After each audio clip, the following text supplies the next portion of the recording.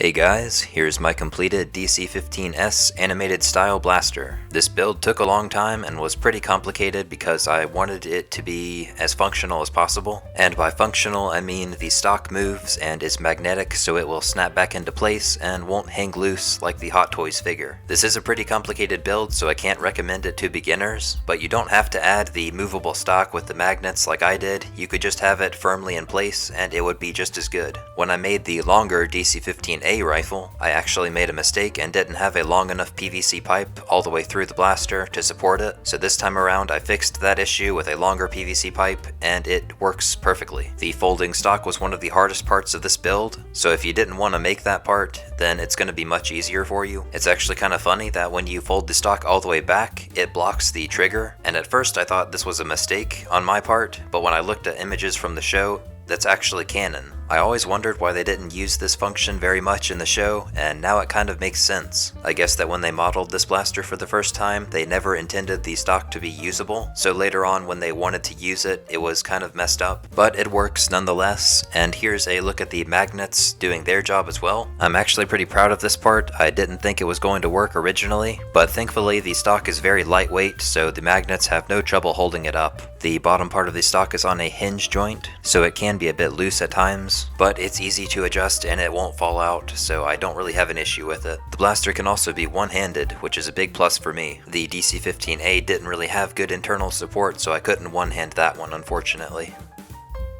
I'm going to begin this build by wrapping some PVC pipes in foam. I did this to make the pipes a little thicker, but you don't have to do this as it can be kind of difficult. I'm going to do this by heating up a strip of the foam and then wrapping it around the pipe, and then gluing it on afterwards.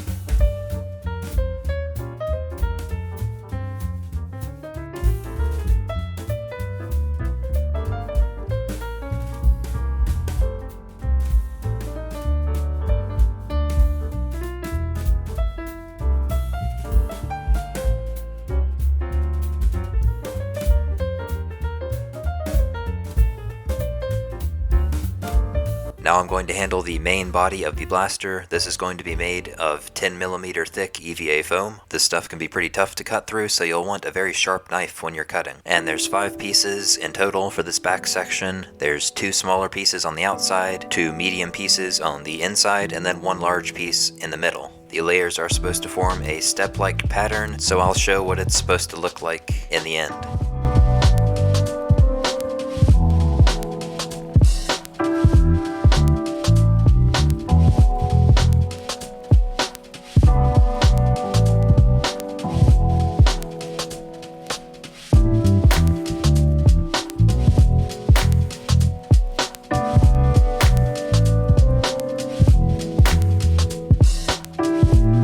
Here's some pieces that are going to wrap around the tip of the blaster. These are just made with 6mm EVA foam, so I'm going to heat them up and glue them to the end of the barrel. I'm also going to cut some grooves along the barrel. This part is very optional because it doesn't really show up in the final product, but it's there in the show, so I figured I would attempt it.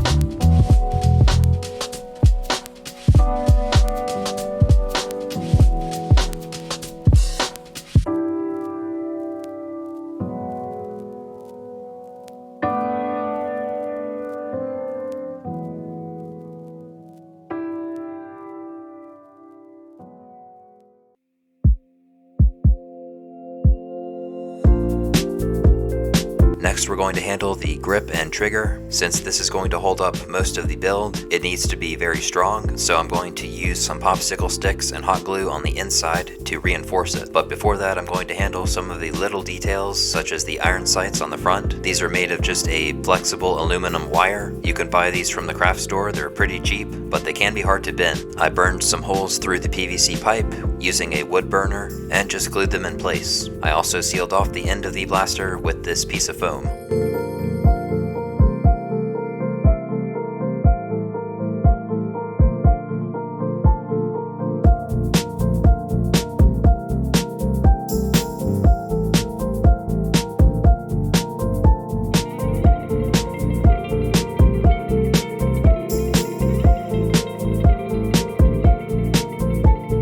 Next up, I'm going to be scoring some lines in the grip. That's just along this rectangle in the center. And then I will go ahead and clear a trench on the inside of the grip where I can glue in the popsicle sticks. I'm also going to burn a little hole in the PVC pipe so that I can connect them to the popsicle sticks sticking out of the grip.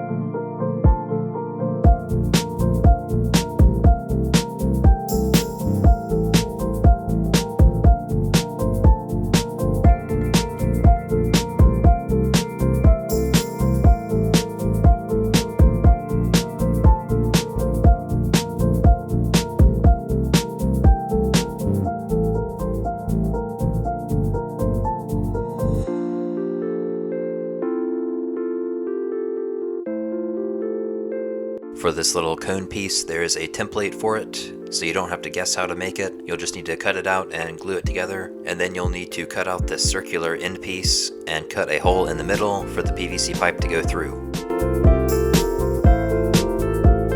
Now we're going to go ahead and start assembling the back of the blaster. Before we assemble all these big rectangular chunks together, I'm going to cut out a little channel on the inside for the PVC pipe to fit into, and you'll want to make sure they're all nice and flat before you glue them all together.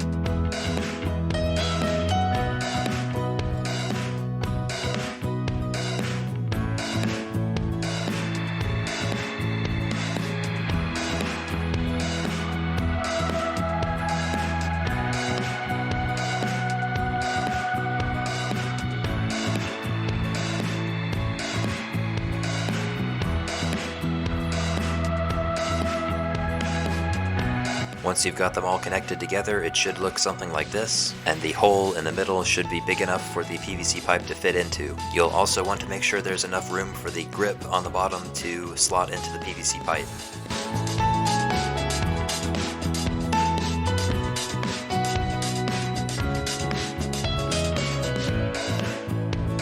I wanted extra stability on the grip so I could hold it with one hand without fear of it just breaking off. So I attached the popsicle sticks in the grip to this PVC pipe, and the video should be pretty self-explanatory of what it should look like in the end. I will say that this does make the grip much stronger, so I do recommend it.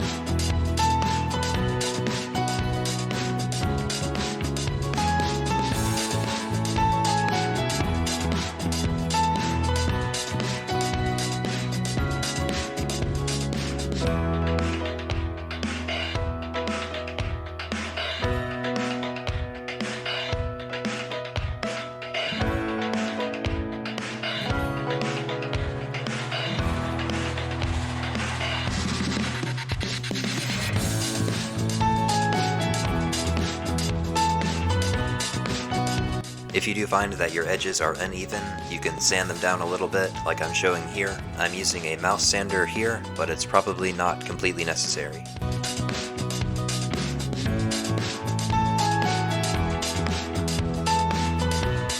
Now we're going to tackle that little rounded part on the end. If you have a long enough knife, you can probably just cut this out all at once, or you can do the safe thing and just Dremel it.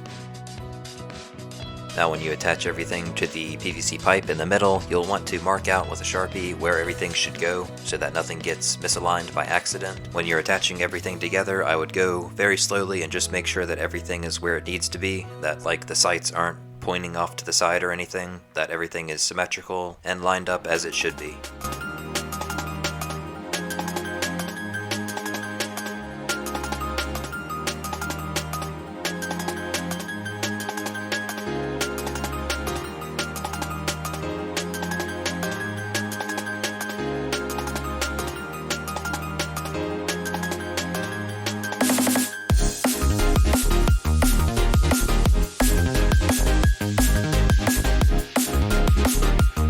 Here's what the trigger guard looks like. It's pretty simple, so I don't think it needs much explanation.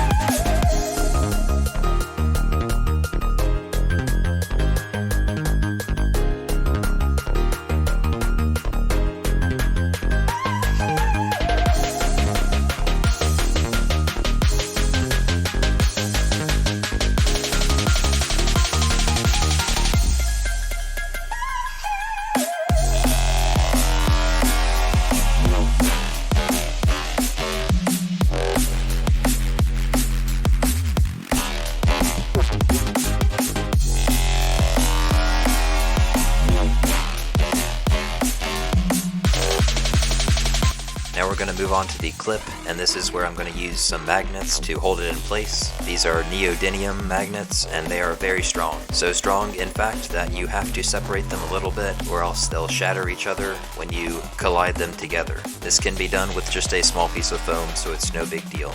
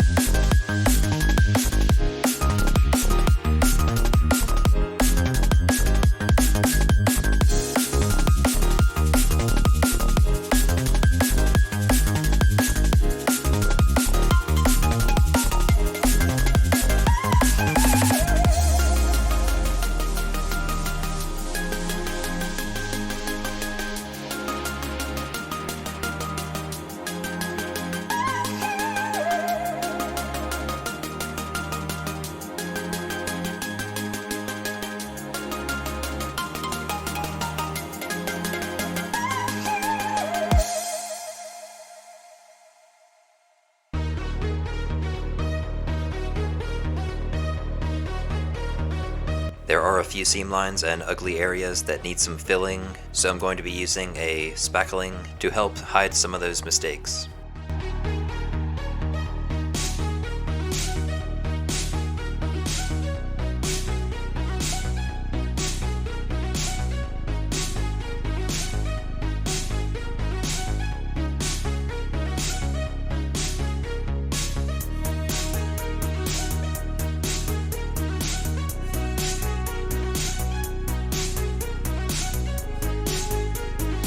Now we're going to move on to the most complicated part of this build, and that is the folding stock. I didn't get as much footage of this part as I would have liked because I was just making it up as I went and wasn't really sure of what I was doing, but I'm pretty happy with the results, so I'm going to talk about it a little bit more. The outer parts of it are all 10mm foam that I glued together in rectangular and square shapes. For the longer sections, I reinforced them on the inside with this wooden dowel that you can buy at the craft store, and there are just magnets glued on the end of the barrel and at the tip of the stock so that they attach and stay in place. For the tip of the stock that rotates a little bit more, I used a aluminum wire that I bent in the shape of an L and just kind of stuck it into the rotating part.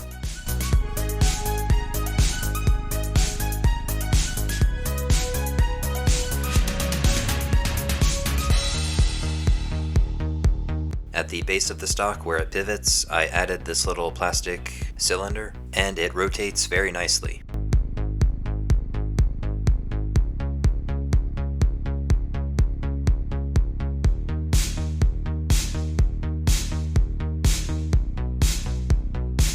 This little folding part at the top of the stock is pretty tricky to get it to stay straight, but I'm pretty happy with the result nonetheless.